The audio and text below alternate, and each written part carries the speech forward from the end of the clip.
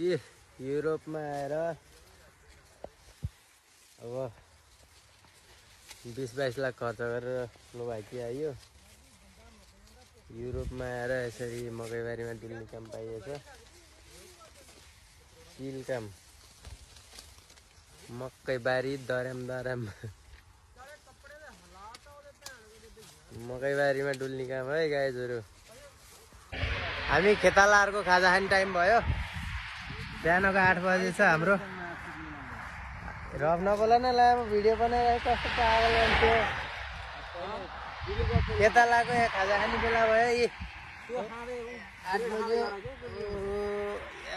खाजा के छ केटा खोलेर देखाउ त।